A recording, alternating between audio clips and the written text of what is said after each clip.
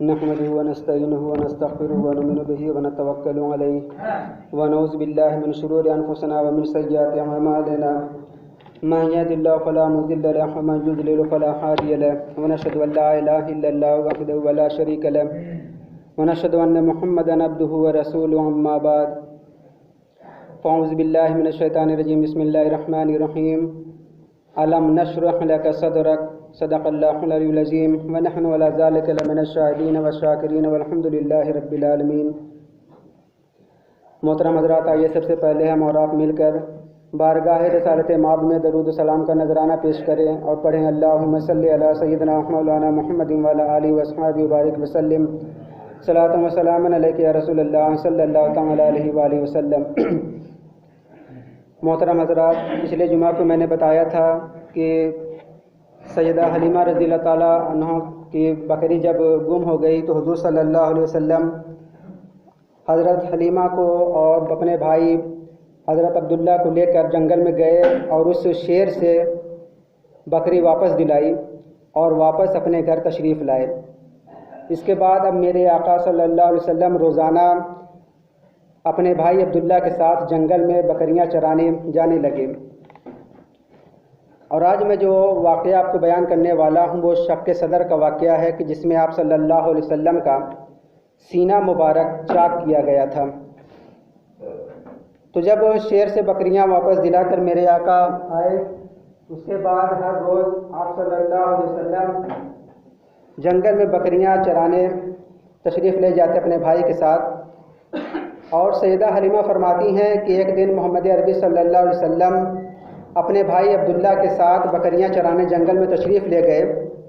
دوپہر کا وقت تھا کہ میرا بیٹا عبداللہ دوڑتا ہوا، ہانفتا ہوا اور روتا ہوا میرے پاس آیا، پسینہ پسینہ اور ہانفتا کانپتا کہنے لگا کہ امی جان، آج تو قریشی بھائی کا بچنا بہت محال ہے، بہت مشکل ہے کہ آج وہ بچیں گے نہیں۔ سیدہ حلیمہ نے سنا تو ان کی آہیں نکل گئی، آنکھوں سے آنسو جاری ہو گئے، رو کر فرمایا بیٹا آخر اسے ہوا کیا ہے؟ عبداللہ نے کہا کہ امی جان، ہم بکریاں چرا رہے تھے کہ اچانک آسمان سے 3 آدمی اترے۔ انہوں نے سفید رنگ کے کپڑے پہنے ہوئے تھے اور سبز چادریں یعنی ہری چادر لی ہوئی تھی، اور انہوں نے آتے ہی محمد عربی صلی اللہ علیہ وسلم کو اٹھا لیا اور سامنے پہاڑ کی چوٹی پر لے گئے۔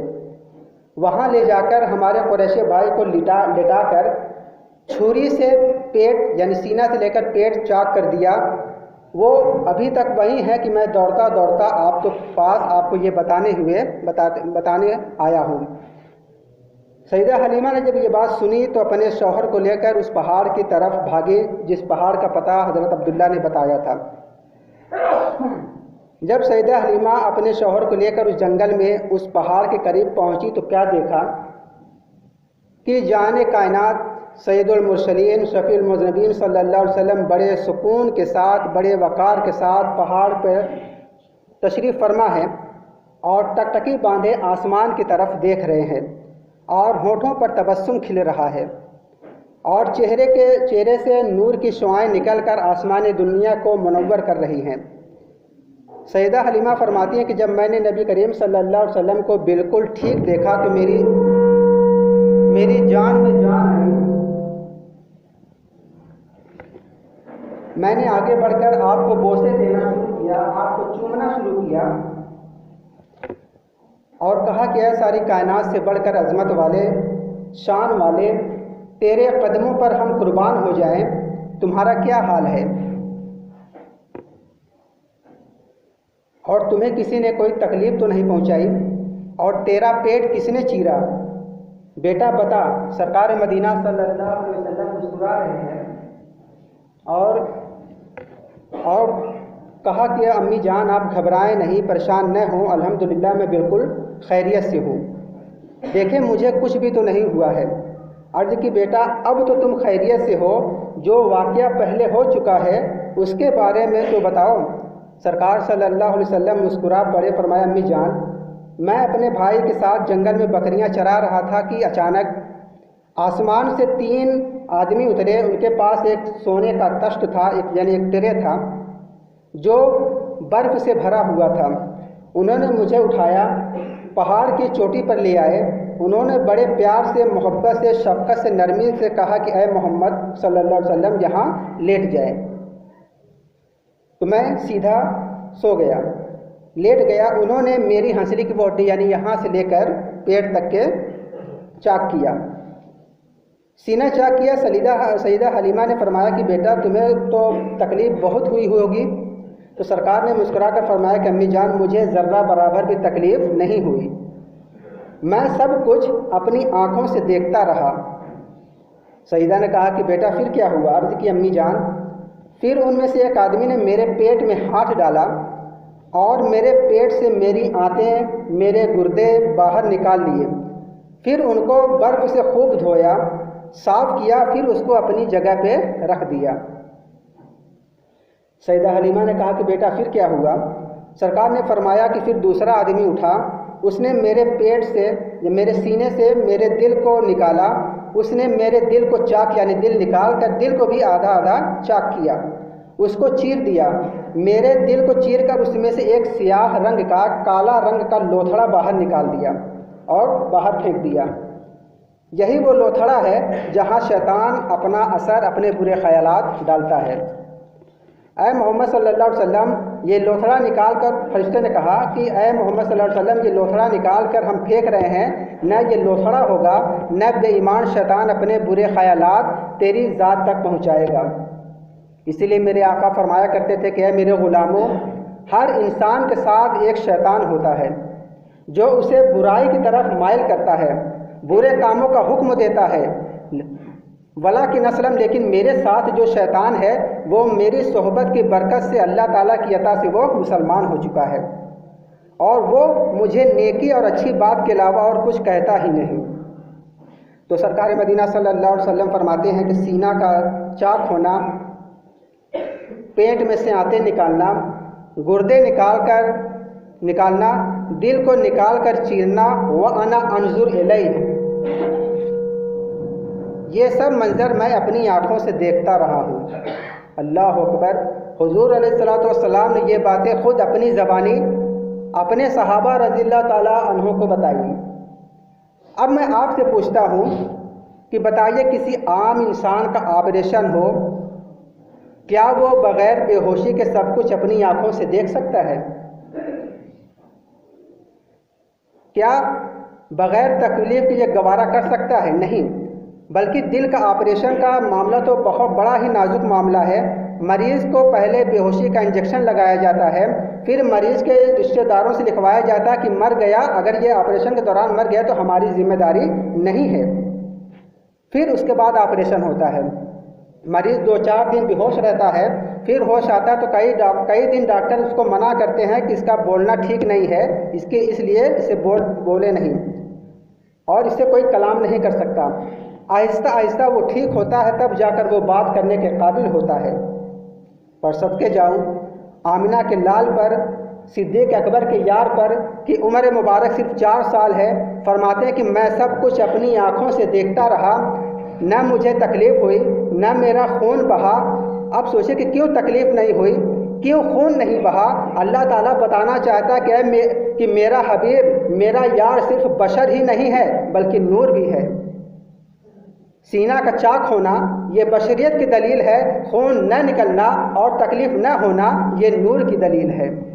कमली वाले सल्लल्लाहु अलैहि वसल्लम की बशरियत भी हक़ है, यानी जो बशर होने से इनकार करे वो काफिर है।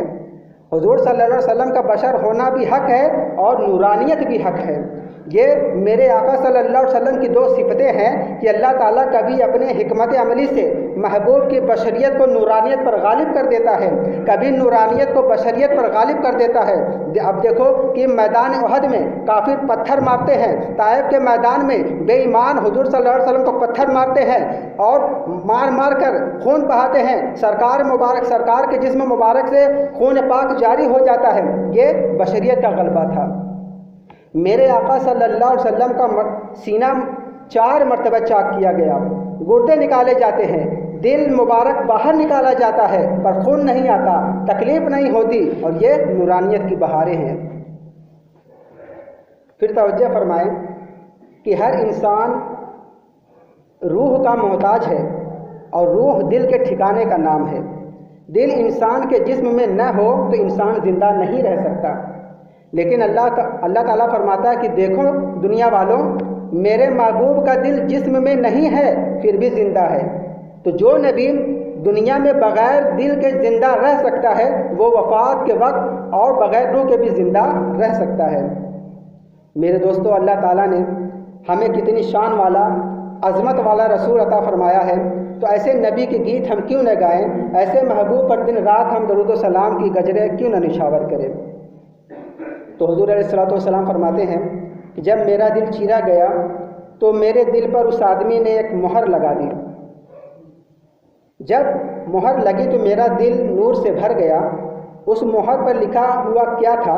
علماء فرماتے ہیں کہ اس پر لکھا ہوا تھا کہ اے میرے حبیب علیہ الصلوۃ والسلام، آپ جدھر بھی اپنا چہرہ انور پھیریں گے کامیابی آپ کے قدم چومے گی، نصرت اور فتح آپ کا استقبال کرے گی۔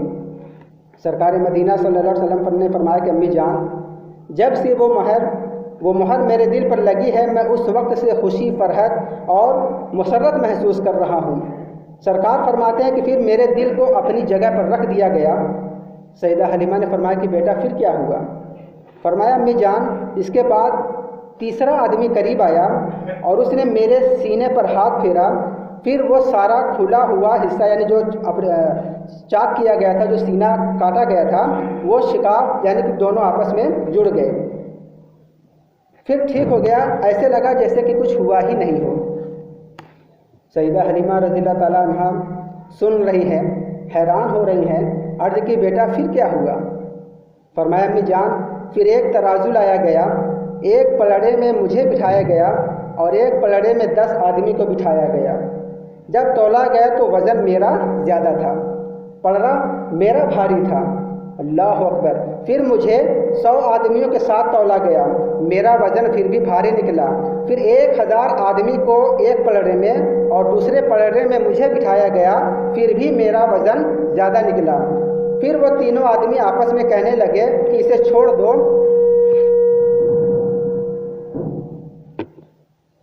تینوں آدمی آپس میں باتیں کرنے لگے کہ جانے تو اسے چھوڑ دو، اللہ تعالیٰ کی عزت و جلالت کی قسم، اگر محمد عربی صلی اللہ علیہ وسلم کو ساری امت کے ساتھ تولو سب سے زیادہ بھاری یہی نکلیں گے، یعنی جتنے بھی آدمی ہیں سب ایک پلڑے میں اور دوسرے پلڑے میں اگر صرف محمد صلی اللہ علیہ وسلم ہو پھر بھی ان کا پلڑا سب سے زیادہ بھاری ہوگا۔ میرے دوستو، غور کرو کہ یہ آسمانوں سے آنے والے 3 آدمی کون تھے؟ سیدنا انس رضی اللہ تعالیٰ عنہ فرماتے ہیں کہ ایک حضرت جبرائیل علیہ السلام تھے اور 2 ان کے ساتھی فرشتے۔ حضرت جبرائیل علیہ السلام کیا کہتے ہیں کہ محمد عربی کو چھوڑ دو، یہ تو 1000 انسان ہیں، اگر کائنات کے سارے انسان ایک پلڑے میں رکھ دیے جائیں تو پلڑا وہی بھاری ہوگا، وہی وزنی ہوگا جس پلڑے میں صدرہ کا سدرہ کا راہی اللہ تعالیٰ کا پیارا رسول ہوگا۔ اور یہ وزن جسمانی نہیں تھا بلکہ روحانی اور نوری تھا، کیونکہ جوانی میں ہجرت کی رات، اب یہاں پر میں ایک بات اور کو بتا دوں تاکہ آپ کو تصدیق ہوتا چلے کہ یہ جو وزنی تھا وہ جسمانی نہیں بلکہ نورانی تھا۔ تو ہجرت کی رات سیدنا صدیق اکبر نے اپنے آقا مولا کو اپنے کاندھوں پر اٹھا لیا تھا، اگر جسمانی ہوتا تو صدیق اکبر کبھی ان کو اٹھا نہ سکتے تھے، کیونکہ جب بچپن میں ساری دنیا کے انسان میرے نبی سے ہلکے ہیں تو جوانی میں بھلا ان کو کون اٹھا سکتا ہے؟ پتہ چلا یہ وزن نبوت کا تھا، یہ وزن رسالت کا تھا، یہ بھار نورانیت کا تھا۔ سرکار کی عظمت کو، سرکار کی رفعت کو، سرکار کی شان کو، سرکار کے بھار کو دیکھ کر سیدنا جبرائیل بھی بول پڑے کہ میرے آقا صلی اللہ علیہ وسلم تیری عظمت کو سلام۔ سیدنا موسیٰ علیہ السلام نے ایک دن طور پہاڑ پر حاضری دی، اللہ تعالیٰ کی بارگاہ میں عرض کی کہ اے خالق کائنات، مجھے کوئی ایسا وظیفہ عطا فرما تاکہ میں اس وظیفے کو ہر وقت پڑھوں، اس کا ہر وقت ذکر کروں، تاکہ میرے دل کو قرار رہے، دل کو سکون ملے۔ خالق کائنات نے فرمایا کہ پیارے موسیٰ، لا الہ الا اللہ کا وظیفہ کیا کر۔ حضرت موسیٰ علیہ السلام نے کہا کہ مولا کریم بس اتنا چھوٹا سا وظیفہ، اتنا چھوٹا سا ورد، اتنا چھوٹا سا ذکر؟ رب کائنات کی قدرت مسکرا پڑی۔ خالق کائنات نے فرمایا کہ موسیٰ، بظاہر یہ کلمہ بڑا مختصر ہے، بڑا چھوٹا ہے، لیکن حقیقت یہ ہے کہ اگر اس کلمہ کو ترازو کے ایک پلڑے میں رکھ دو اور دوسرے پلڑے میں پوری کائنات کو رکھ دو، پلڑا وہی بھاری ہوگا جس پلڑے میں لا الہ الا اللہ لکھا ہوگا۔ پتہ چلا کہ لا الہ الا اللہ سارے جہاں سے بھاری ہے اور محمد رسول اللہ سارے انسانوں سے بھاری ہے۔ میاں جس انسان کے نامہ اعمال میں یہ دونوں کلمے وزنی ہوں گے، قیامت والے دن اس کے نیکیوں کا پلڑا ضرور بھاری ہوگا۔ یہی وجہ ہے کہ علماء اہل سنت میں لا الہ الا اللہ کا ذکر بکثرت کرتے ہیں، نماز کے بعد ذکر کرتے ہیں، عموماً اپنے گھروں میں اپنے محفلوں میں ذکر کرتے ہیں، ہر جمعرات کو بزرگان دین کے آستانوں میں جا کر یہی ذکر ہوتا ہے، کیونکہ یہ ذکر دکھی دلوں کی دوا ہے، اجڑے ہوئے گھروں کی بہار ہے، بے قراروں کے لیے قرار ہے، بے سکونوں کے لیے سکون ہے۔ اس لیے دوستوں زیادہ سے زیادہ اس کلمہ طیبہ کا ورد کیا کریں۔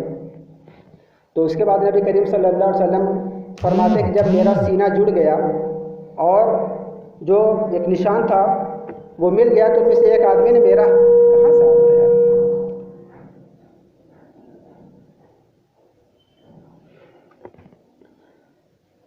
حضور فرماتے کہ جب میرا سینہ جڑ گیا، شگاف مل گیا،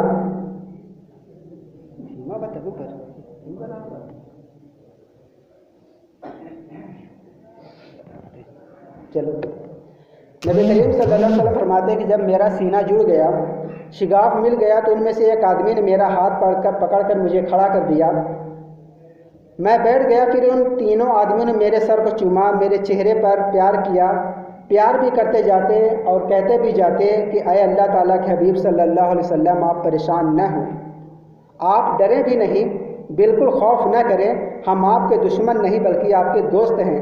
اگر آپ کو معلوم ہو کہ آپ کے لیے اللہ تعالیٰ نے کیا کیا سعادتیں، کیا کیا درجات، کیا کیا رحمتوں کے خزانے رکھے ہیں تو آپ یقیناً بڑی خوشی کا اظہار فرمائیں، آپ کی آنکھیں خوشی سے روشن ہوں، آپ کی تمام پریشانیاں دور ہو جائیں اور آپ خوشی سے جھومنے لگ جائیں۔ پھر مجھے یہ کہہ کر ہوا میں پرواز کرتے کرتے آسمانوں کی بلندیوں پر غائب ہو گئے کہ یہ کہتے ہوئے وہ فرشتے، تینوں فرشتے واپس آسمان پر چلے گئے۔ تو امی جان جب آپ آئی تھی تو میں انہی کو آسمان کی طرف دیکھ رہا تھا۔ سیدہ حلیمہ نے سرکار مدینہ صلی اللہ علیہ وسلم کی بات سنی تو سرکار کو سینے سے لگا لیا، پیار کیا۔ سیدہ نے سرکار کا کرتا مبارک اوپر اٹھایا تو کیا دیکھا کہ سرکار کے سینے پر ہلکا سا نشان موجود ہے۔ سیدہ حلیمہ رضی اللہ تعالیٰ عنہا حضور صلی اللہ علیہ وسلم کو اٹھا کر گھر لے آئی۔ محلے کی عورتیں، مرد، بوڑھے، جوان، بچے سارے میرے آقا صلی اللہ علیہ وسلم کی خیریت پوچھنے کے لیے آئے کہ مکی بھائی محمد عربی صلی اللہ علیہ وسلم کا کیا حال ہے۔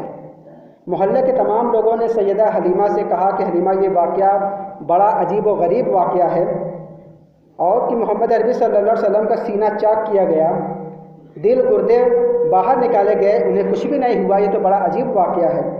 حلیمہ ہمیں تو ڈر لگ رہا ہے کہ پھر کوئی ایسا واقعہ پیش نہ آ جائے، کہیں محمد عربی صلی اللہ علیہ وسلم کو کوئی تکلیف نہ پہنچے۔ ہمارا مشورہ یہ ہے کہ اس بچے کو واپس ان کے دادا جان عبد المطلب اور ان کے والدہ حضرت آمنہ کے حوالے کراؤ۔ سیدہ حلیمہ فرماتی ہیں کہ محلے والوں کی باتیں سن کر سوچنے لگی کہ اب کیا کروں، حضور صلی اللہ علیہ وسلم کو اپنے پاس رکھوں یا مکہ شریف چھوڑ آؤں۔ دل تو نہیں چاہتا تھا کہ سرکار صلی اللہ علیہ وسلم مجھ سے دور ہو جائیں، لیکن مجبور ہو کر میں نے فیصلہ کر لیا کہ حضور صلی اللہ علیہ وسلم کو ان کے والدہ ماجدہ کے حوالے کراؤں۔ اس کے بعد سیدہ حلیمہ آپ کو لے کر اور اپنے شوہر کو لے کر حضور صلی اللہ علیہ وسلم کو ان کے گھر یعنی مکہ میں پہنچانے کے لیے تشریف لے گئیں، اور اس کے بعد جو واقعہ ہوگا میں انشاءاللہ اگلے ہفتے بیان کروں گا۔ وآخر دعوانا الحمدللہ رب العالمین۔